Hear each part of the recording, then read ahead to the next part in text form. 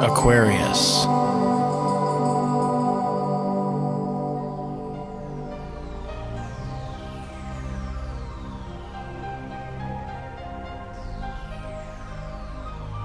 Hello Aquarius, this is your astrological forecast for March 2016.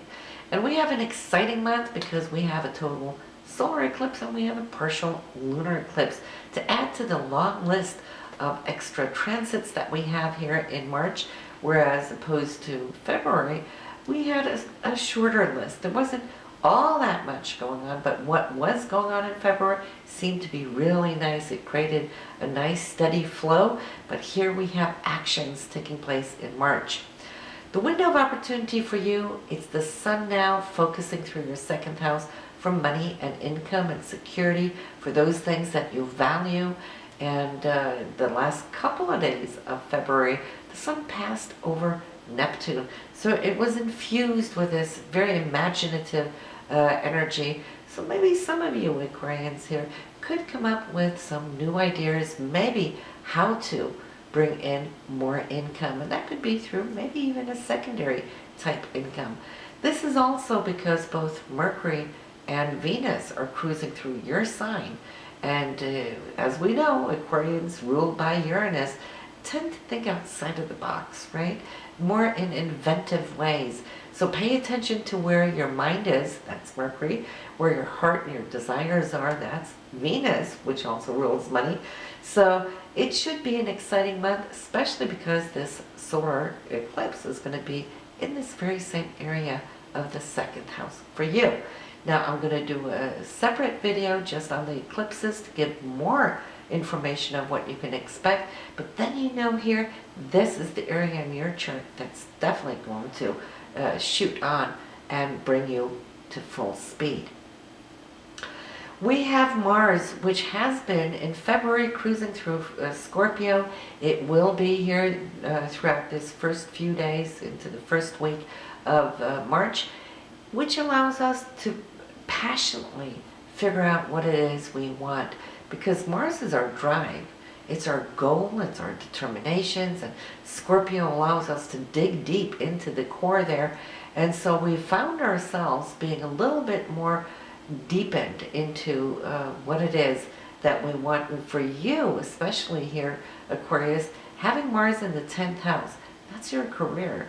So what is it you've been aiming for? It's on top of the chart. You're really now powering up to grasp those goals. And you have to the first week of March to kind of finalize that. Do what you need to do now. It's going to be 2 years until Mars is going to give you this extra oomph that you've just recently had and still have as we start off on this month. Then Mars is going to move into Sagittarius. That's your 11th house. Hopes and dreams, and it's also affiliations with groups and organizations.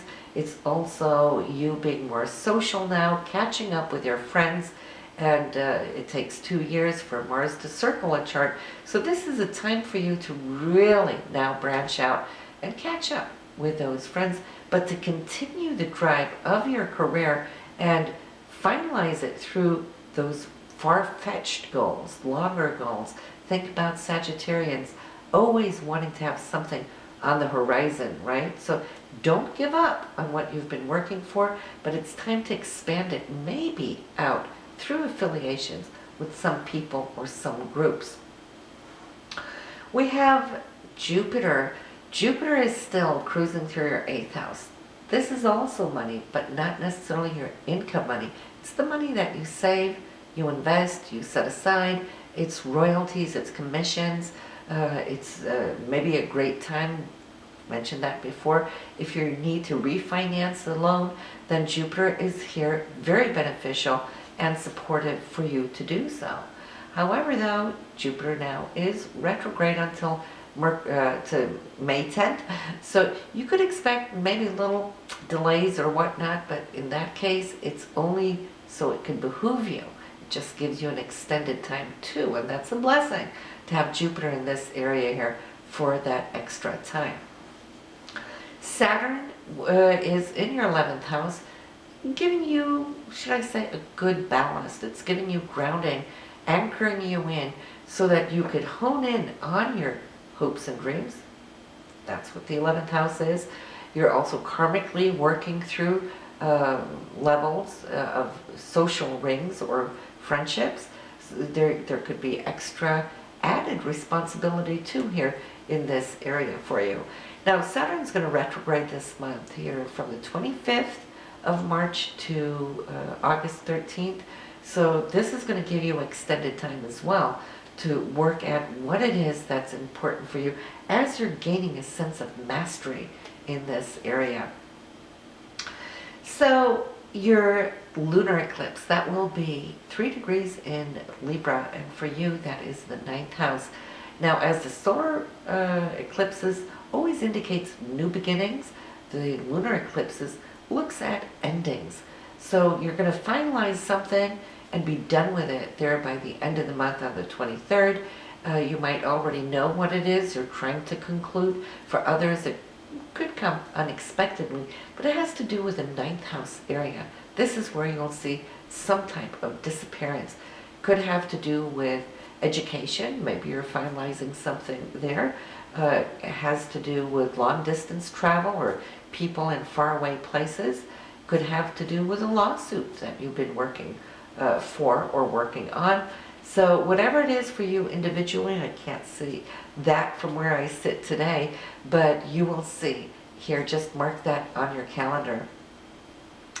So we start off the month here for you, Aquarius, with your ruler, which is Uranus, sextiling Venus, which has to do with love, romance, money, those kind of things. And when we have a good aspect, we can always expect something exciting, good news.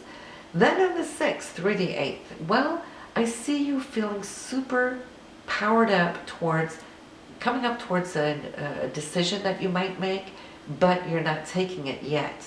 It's more like something is arising, coming to the surface, making you look at something. And the sun, which is you, and it's in the 2nd house here for money, it's squaring off there on Saturn. So if you're undecisive whether to go purchase something or you should wait, then wait. Always listen to doubt.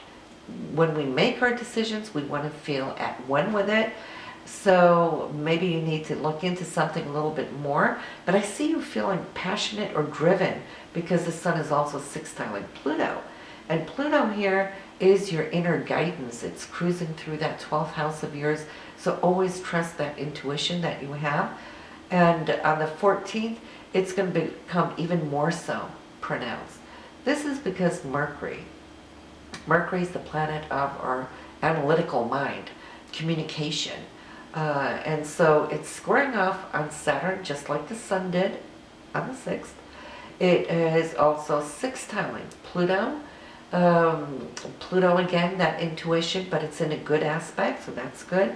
But it's opposing Jupiter. So you're still kind of on the fence whether to do something or not. Listen to your inner thoughts, okay, that inner communication. Venus, see, which rules money, is squaring off on Mars, which is action.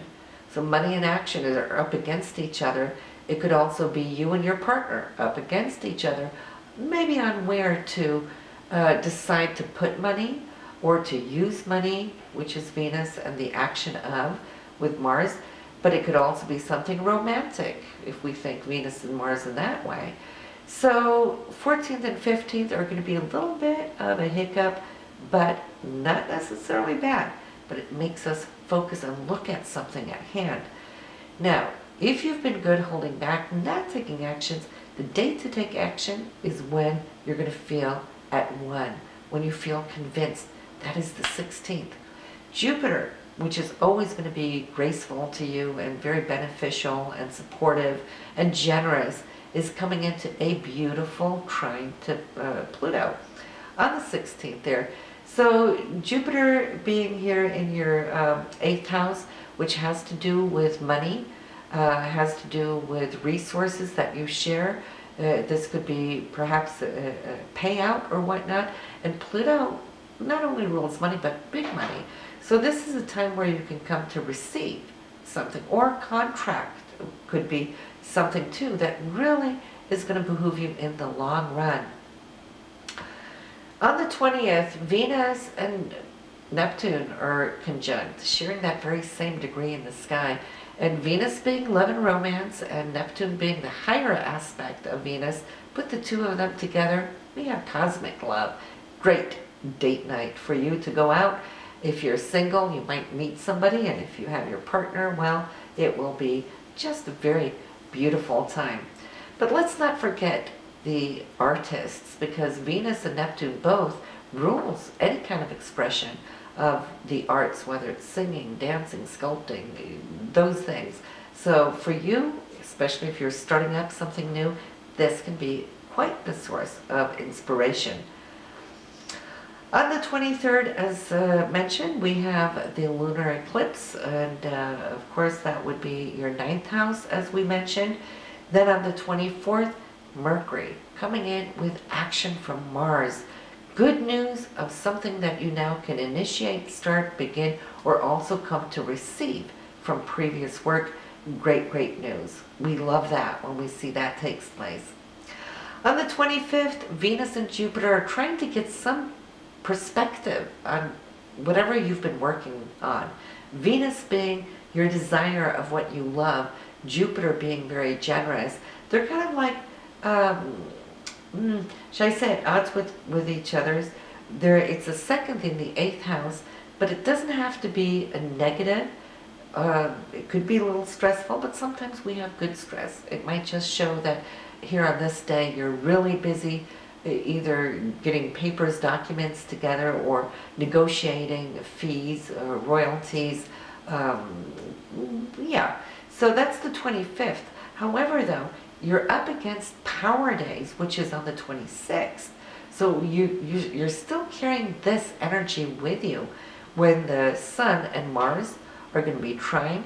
That's you, the Sun, the essence of who you are, taking action, cutting through, and Mars being so slick, so strong right now, it's like a hot knife through butter, right?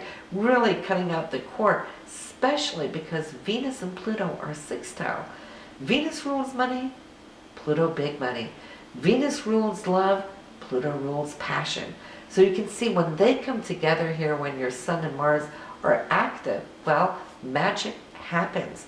Now this Venus is in your 2nd house and Pluto in your 12th house.